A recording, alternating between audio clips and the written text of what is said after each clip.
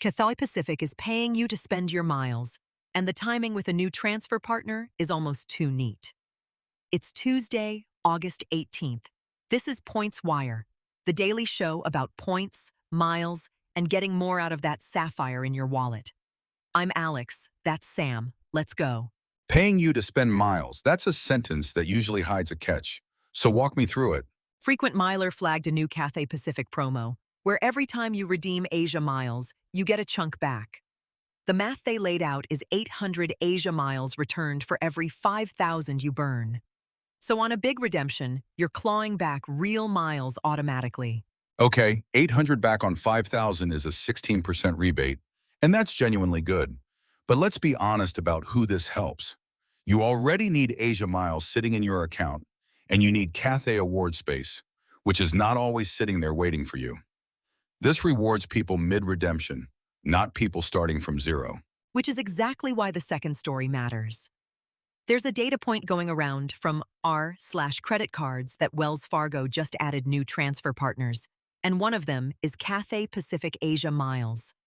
They also added Wyndham at a 1-to-2 ratio, which is its own thing. So Wells Fargo points can now feed Asia miles, and Asia miles are handing out a rebate.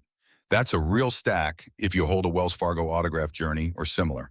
Two cautions, though. One, a brand new transfer partner is exactly when transfers can be slow or glitchy, so don't move points you need this week. Two, this is Wells Fargo, not Chase. So for our Sapphire crowd, it's a nice to know, not a do it today. Fair. For Chase folks, your Asia miles path is different, but the rebate itself doesn't care how the miles got there.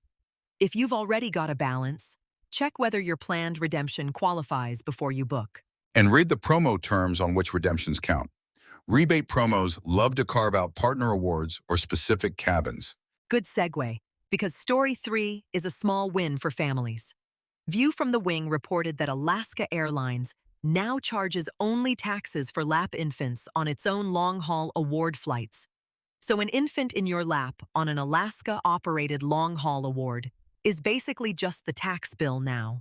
That's a genuinely nice change, because lap infant fees on international awards can be brutally random. But note the fence line in that same report. It's Alaska's own long-haul awards. Partner redemptions, the report says, are still broken. So if you're flying an Alaska partner on those miles, don't assume this applies. Confirm the infant charge before you get attached to the fare. Story 4, a fresh welcome offer.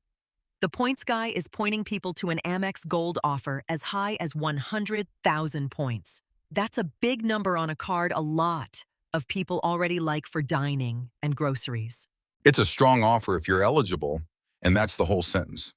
Amex welcome offers are targeted through their Check Your Offer tool, so the 100K is a ceiling and a ceiling, not a promise. Run it through the eligibility check, and remember the Gold has an annual fee in a coupon book style credit structure.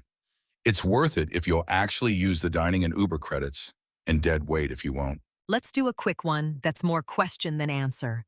Over on r/Chases a Fire, someone's sitting on 180,000 points, wondering whether to move them to Hyatt now, before what they're calling an October transfer value change. And this is where I pump the brakes.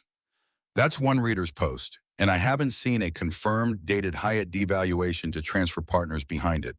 Transferring points is a one-way door. You cannot pull them back out of Hyatt into Chase.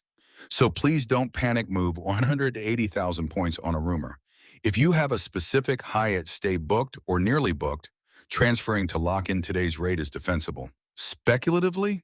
No. Keep your powder dry, basically.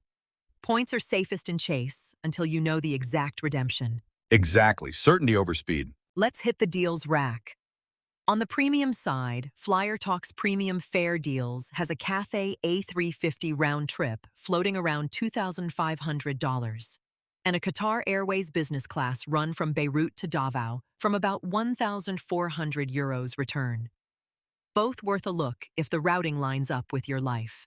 And for the rest of us who just need to pack, Dan's Deals rounded up some cheap travel gear on Amazon. The one I'd actually grab is a 4-piece Amazon Essentials packing cube set for under $9.